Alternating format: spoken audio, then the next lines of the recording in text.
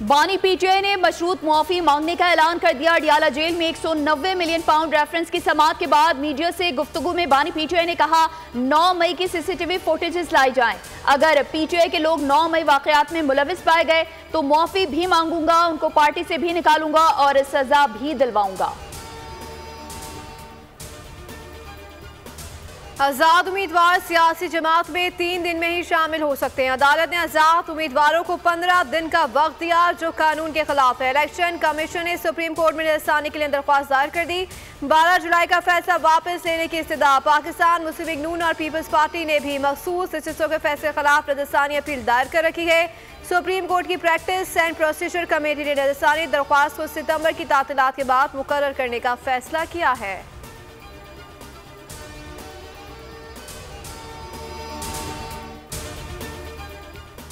तहरीक इंसाफ ने election तरमीमी bill supreme court में challenge कर दिया। बैरिस्टर गौहर अली खान ने आईनी दरख्वास्त सुप्रीम कोर्ट में दायर की। दरख्वास्त में इलेक्शन तरमीम एक्ट को कलअदम करार देने की इस्तदा। कहा गया कि इलेक्शन कमीशन को मखसूस नशिस्तें दूसरी सियासी जमातों को अलॉट करने से फौरी रोका जाए।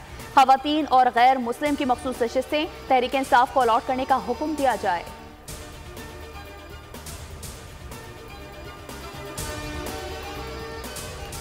किसी से मुज़ाकरात नहीं हो रहे। हमारा वाहिद मुतालबा नए इंतखाबात है। उम्मीद है कि इलेक्शन तरमीम के खिलाफ अदालतों से इंसाफ मिलेगा। अपोजिशन लीडर कौमी असम्बली उमर अयूब ने कहा कि इलेक्शन एक्ट तरमीमी बिल गलत और गैर मुनसिफाना है, हर जगह चैलेंज करेंगे।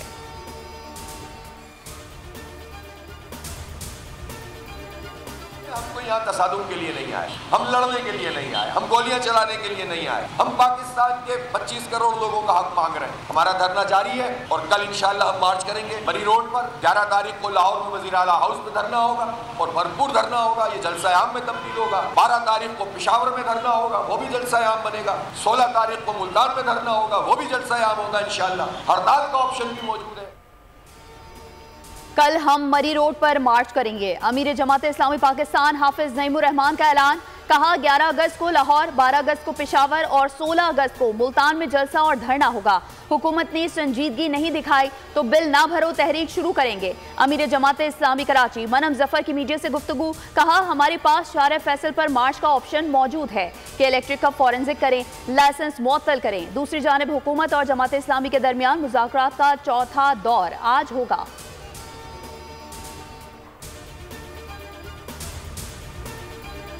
फ्लोर क्रॉसिंग के हवाले से आइन और कानून बिल्कुल वाज़ेह है कि फ्लोर क्रॉसिंग नहीं हो सकती। सुप्रीम कोर्ट के 2 ऑनरेबल जजेस ने बड़े ही पर्टिनेंट सवालात उठाए। 15 दिन गुजर गए, तफसीली फैसला जारी अक्सरियत की तरफ से क्यों नहीं किया जा रहा। पाकिस्तानी अवाम है, हम बांग्लादेश की अवाम के साथ खड़े हैं। बानी चेयरमैन पीटीआई ने शेख मुजीब को एक हीरो के तौर पे पोर्ट्रे किया।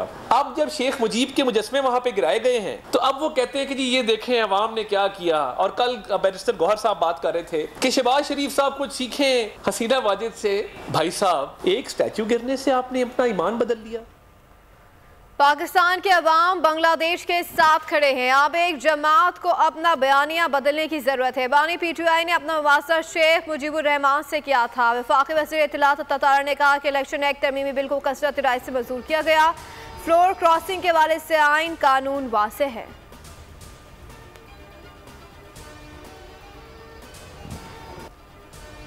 नोबेल इनाम याफ्ता डॉक्टर यूनुस बांग्लादेश की अबूरी हुकूमत के सरबराह मुकर्रर। Intelligence chief major general Ziaul Hasan को तैयारे से उतार कर गिरफ्तार।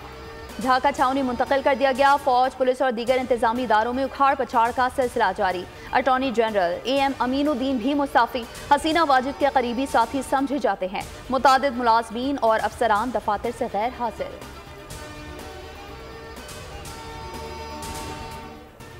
पाकिस्तान और अफगानिस्तान के बाद बांग्लादेश की बदअमनी के पीछे भी भारत मुलविस। इकलाम से नफरत करने वाला भारत एक बार फिर रुसवा। मोदी को सिफाती सतह पर एक और बड़ी नाकामी का सामना।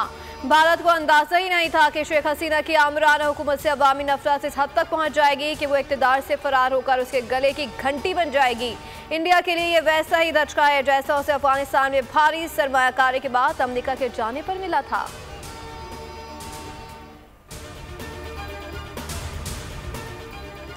पाकिस्तान का बांग्लादेश के अवाम के साथ मुकम्मल इजहार यकजहती। दफ्तर खारजा से जारी बयान में कहा गया कि पाकिस्तान बांग्लादेश में जल्द अमन की और मामूलाती जिंदगी की बहाली की तवक्को रखता है।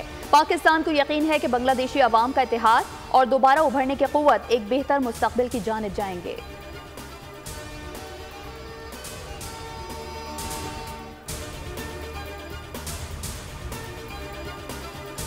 पाकिस्तान 10 करोड़ से ज़ायद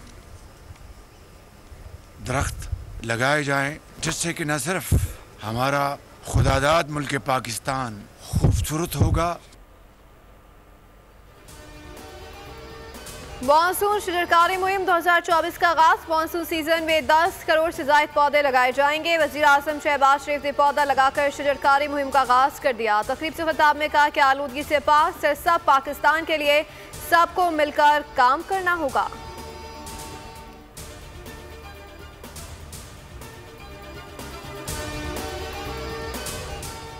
नायब वज़ीर आज़म इसहाक डार जद्दा में OIC वज़राए ख़ारजा इजलास में शिरकत करेंगे। एग्जीक्यूटिव कमेटी के इजलास में भी शरीक होंगे।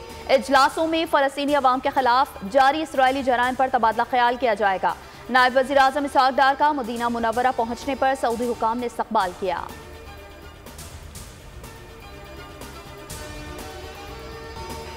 मुल्क भर के बिजली सार्फिन के लिए सबसे बड़ी खुशखबरी। नेपरा हुकाम ने प्रो रिटा बिलों के खिलाफ अजहर सिद्दीक एडवोकेट की दरख्वास्त पर कार्रवाई करते हुए फैसला सुना दिया।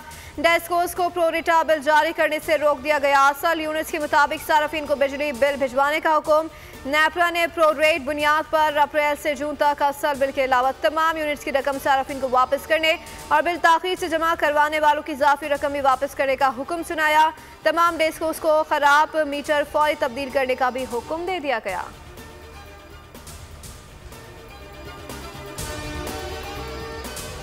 सुप्रीम कोर्ट के शरीयत अपीलेट बेंच ने 27 साल पुराने कत्ल के मुकदमे का फैसला जारी कर दिया। फरीकैन के राजीनामे की बुनियाद पर मुजरिम को रिहा करने का हुक्म। चीफ जस्टिस काजी फाइज ईसा की इंसाफ में ताखीर पर फरीकैन से माजरत भी की।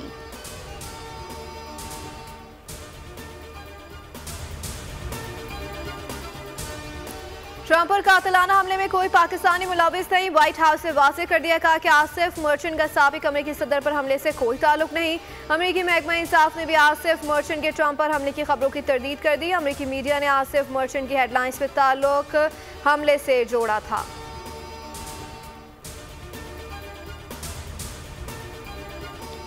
मुल्क में मूसलाधार बारिशों के बाद दरियाओं में पानी की सतह बुलंद। जुड़वा शहरों में बारिश से नालारई के मुख्तलिफ मकामात पर पानी की सतह बुलंद होने का खदशा। रावलपिंडी में अलर्ट। वासा की रेन इमरजेंसी नाफिज। निकासियाब के लिए हैवी मशीनरी और अमला नशेबी इलाकों में तैनात। जियारत कोयटा शाहरा पर कई घंटों से ट्रैफिक मुअत्तल। कवास के मुकाम पर डैम ओवरफ्लो। सैलाबी रेला सड़क पर आ गया। सैकड़ों गाड़ियां फंसी हुई हैं। कोटद्दू के करीब दरिया सिंध से मुत्तसिल कई बस्तियां और मकानात पानी की नजर हो गए। दादू में भी नशेबी इलाके ज़ेर-ए-आब आ गए। कराची में भी बादलों का राज। मजीद बारिशों का इम्कान।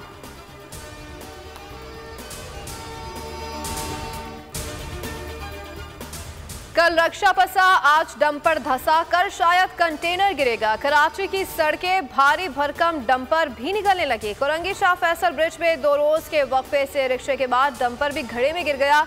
लवारिस शहर और शहरियों का कोई पुरसाने हाल नहीं। नाता खान पुल मरम्मत के चंद रोज बाद भी बैठ गया। ट्रैफिक पुलिस से मुतबादिल रास्ते बता दिया। आम तरीन शाहराह का एक ट्रैक बंद।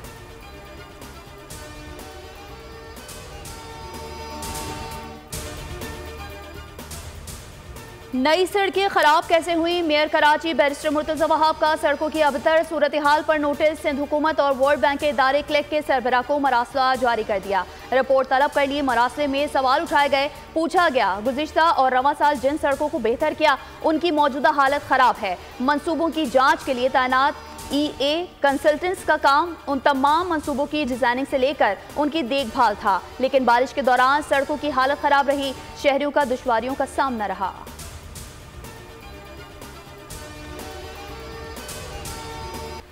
हमास से याया सवार को इस्माइल हानिया की जगह नया लीडर मुकर्रर कर दिया। याया सवार तहरीक के सियासी ब्यूरो के सरबराह होंगे। खान यूनुस के साथ गिर रहनुमा की हमास के नए सरबराह की तैनाती इसराइल के लिए सख्त पैगाम है।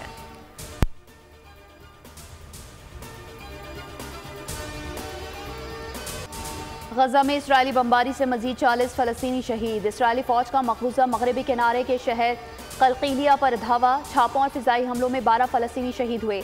छापे के दौरान इसराइली फौज की फायरिंग से 1 फलस्तीनी शहीद, 3 नौजवान जख्मी हो गए। दूसरी जानिब हमास ने जनूबी रफा शहर में इसराइली टैंकों को रॉकेट्स और बमों से निशाना बनाया।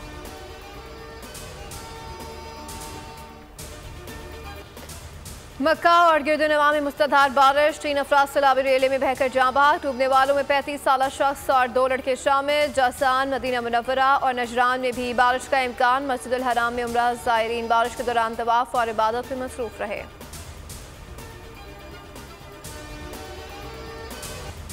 बरतानिया में हुकूमत की फसादियों के खिलाफ तेज तर इक़दामात। हंगामी कोबरा मीटिंग में तय की गई नई हिकमत अमली के तहत एक्शन शुरू।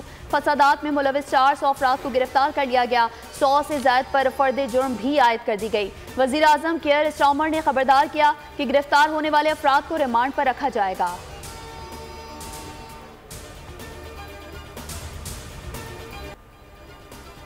मुल्क में खेलों की अदम सरपरस्ती और खिलाड़ियों की मेहनत से खिलवाड़। पाकिस्तानी कोपैमा समर खान को मारूफ ब्रांड की जानिब से भिजवाए जाने वाले पहाड़ी जूते मुबैना तौर पर कस्टम से ज़बरदस्ती और गैर कानूनी तौर पर कब्जे में लेकर वेयर हाउस में रख दिए।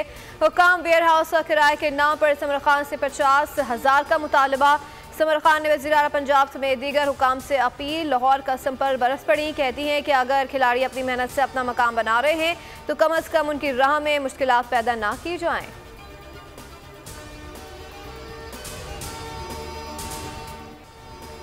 पेरिस ओलंपिक्स का 12वां रोज। अमेरिका मेडल्स की दौड़ में सबसे आगे। अमेरिकी एथलीट्स का 24 गोल्ड और मजमूई तौर पर 86 मेडल्स पर कब्जा। चीन 22 तलाए तमगों के साथ दूसरे और ऑस्ट्रेलिया सोने के 14 तमगों के साथ तीसरे नंबर पर बड़ा जमान है।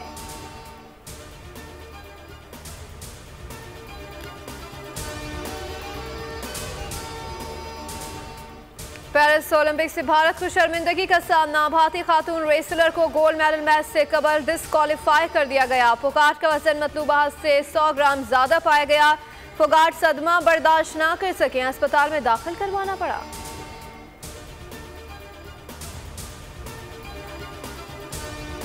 क्लाइंबिंग में अपना ही आलमी रिकॉर्ड तोड़ डाला। पेरिस ओलंपिक्स के स्पीड क्लाइंबिंग इवेंट में सिर्फ 4.75 सेकंड्स में 15 मीटर ऊंची दीवार पर चढ़ गए।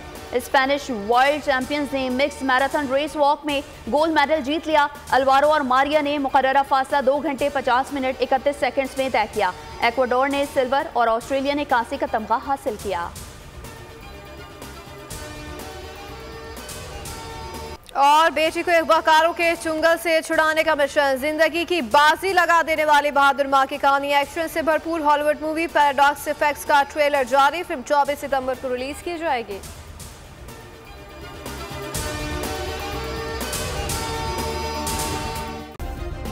सब्सक्राइब करें और बेल दबाएं ताकि कोई खबर रह न जाए।